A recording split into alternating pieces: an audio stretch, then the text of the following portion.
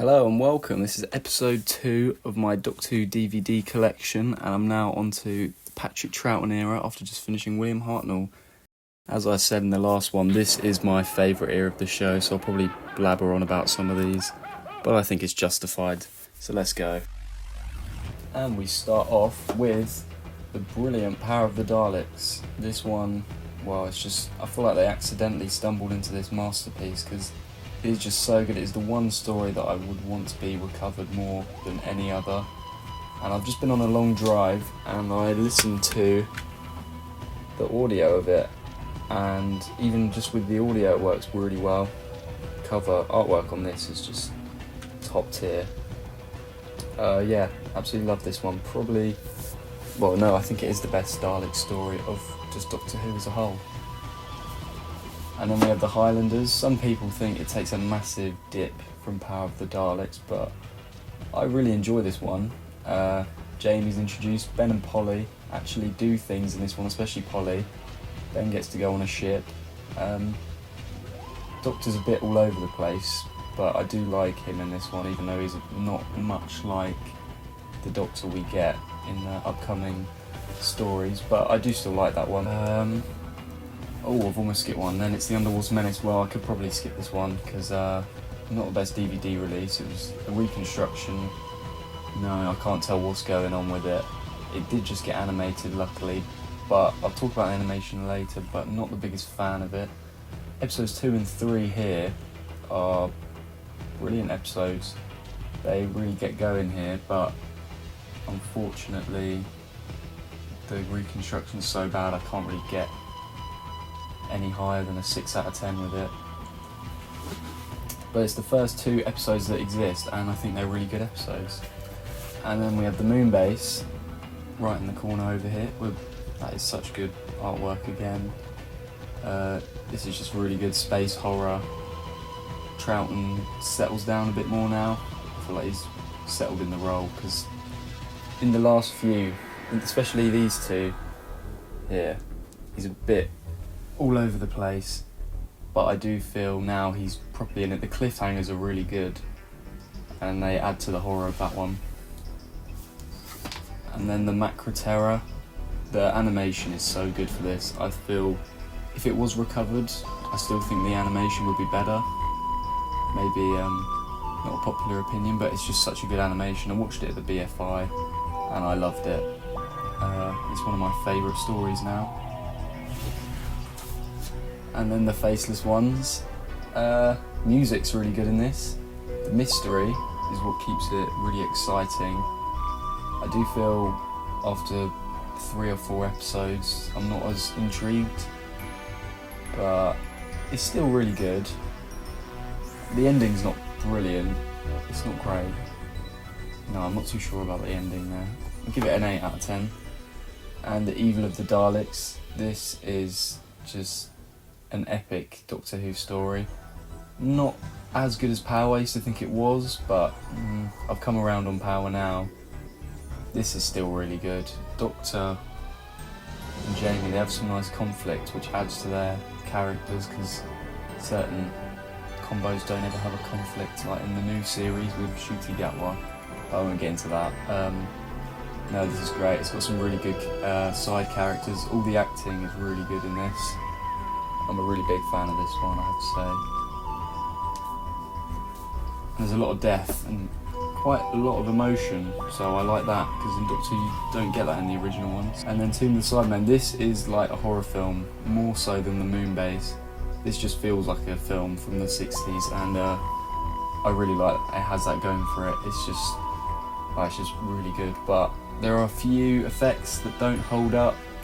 There's one where Toberman, you see he's on a wire, but they can't do much about that. And there's one where the cyber controller, his head comes off, and you see that, and then in the next shot it's back on.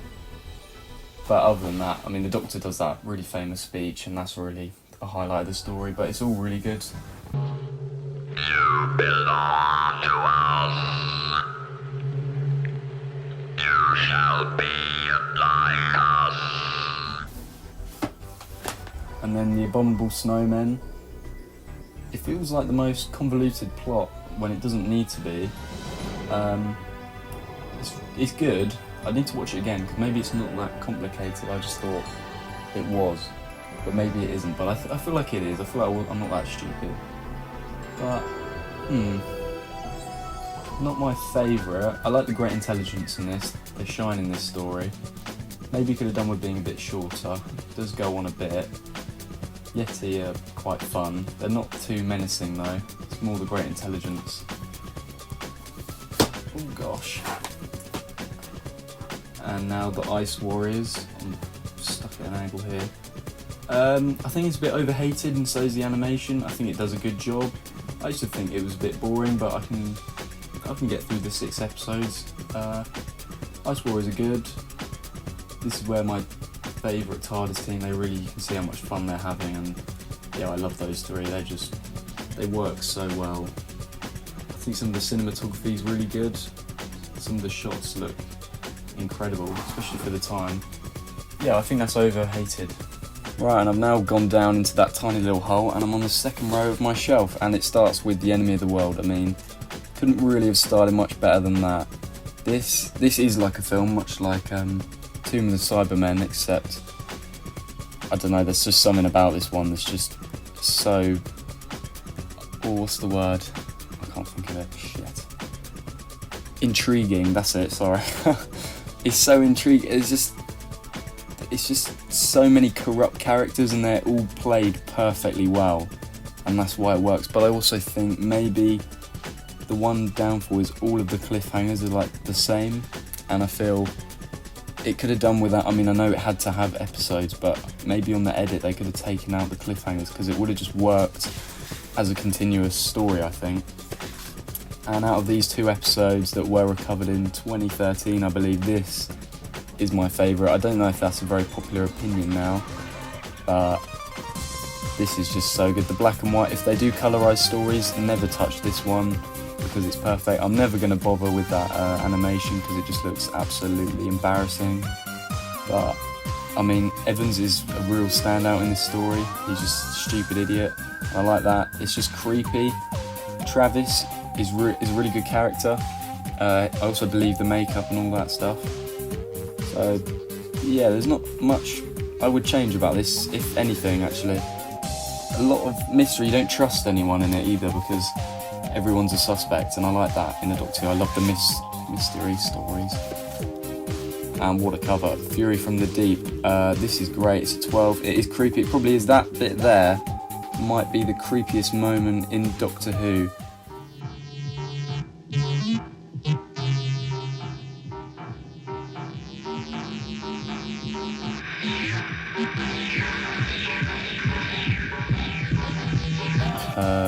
Yeah, I think it's a really good story, but I won't bother with the animation again. I've watched it once and I didn't like it.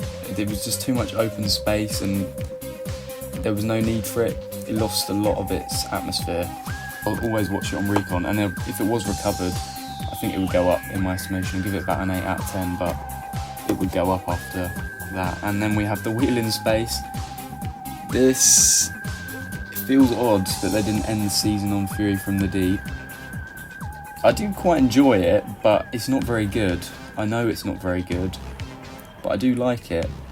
So a bit of a soft spot for it. Episode 1 is so boring though, that's one thing I'll say. Nothing is happening. They're just Jamie and the Doctor walking around. Shit, I don't actually think it's that bad. No, I also like the Cybermen design. It's like a mix of the Tomb of the Cybermen ones and the one from the Invasion. And I quite like their voices, even though some people say they can't understand what they're saying. I like the voice, I think they're creepy. Oh, their heads always bob up and down when they move, and they look really stupid, but You know our ways, you must be destroyed. yeah. And this one is rubbish. This might be the worst. Oh, actually no, it's not the worst in the Troughton era. Second worst. I don't like this one. It's just 2 morons moaning at each other. So many plot holes. There's some good action though, and that's mainly with Jamie and that other side character, and I obviously don't know his name because I'm not bothered enough. And this was, I'm gonna have to go back a bit. This was my favourite Troughton story for a long time, my favourite story. before I saw another one that's coming up. It's just so inventive, and that's why I love it. That's why I love the Troughton era and the 60s in general. I mean, it's just so good. That's all I can really say. It's just one that really got me hooked on the Troughton era. And that episode 1 is so good, and then episode 2 adds to the mystery, and it's so good. And now have the invasion. This one, I just always want to rewatch it, and it's eight episodes long, but I just never get bored. It's Tobias Vaughan, plays, what is his name? Kevin Stoney, and he plays Marvick Chen in the Daleks Master Plan. He always plays a really good corrupt villain, and it's no different here. This is his best performance in Doctor Who. He's in 3, he's also in Revenge of the Cybermen. But yeah, the introduction of Unit, Brigadier is really good. But yeah, I just always come back to that, and I just always want to watch it even though it is so long. And then the Croutons. This one is shit on by everyone, especially the cast. Troughton, Wendy Padbury and Fraser Hines always shit on this story, but I think it's okay. It's not as bad as everyone says it is. It's just a bit nothing, and a bit stupid how the cleverest people always go into the machine and they never question why no one comes out, and they never see them again. But no, and there's no incidental music, so it feels a bit flat, some of the scenes, because it's just like, it should be more built up, but nothing, there's no emotion, there's nothing, just nothing. I'll just keep saying nothing. This Seeds of Death, I think direction is definitely its strongest point, especially in episode 1, the mystery behind, I keep saying mystery, but behind this Ice Lord guy, as you see from POV. They do that a lot in classic Doctor Who, but I quite like it. Yeah, it's a good one, but recently it went down in my estimation, so I need to watch it again.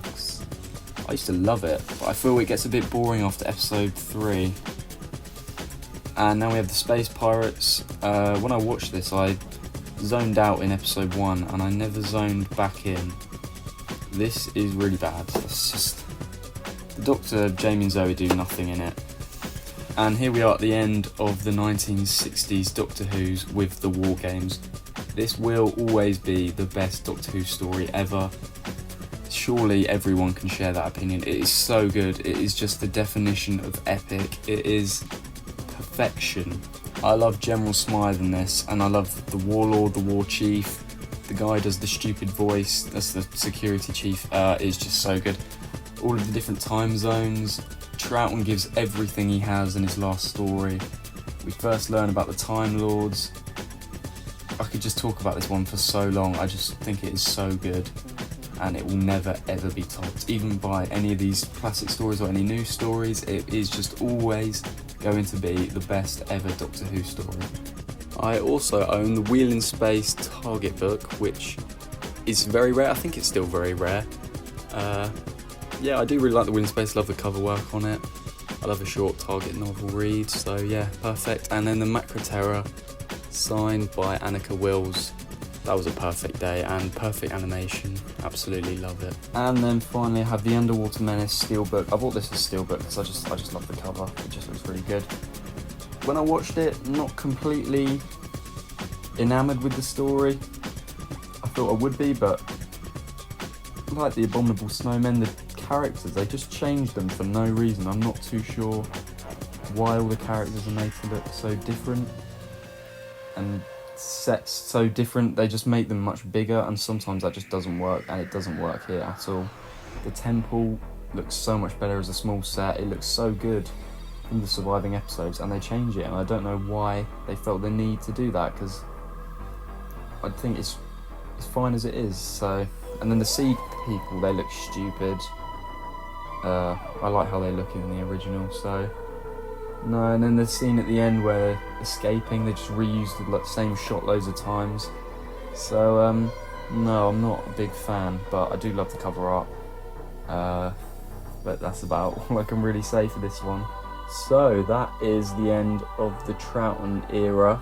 A very short era. I wish it was longer. That's what she said. But maybe because it is shorter, leave such a good impression, like the In-Betweeners or something like that. Bit weird to compare them, but yeah. And next we've got Doctor Who in colour in the John Pertwee era, which is a great era of the show. It used to be my favourite as a child, or kid, whatever.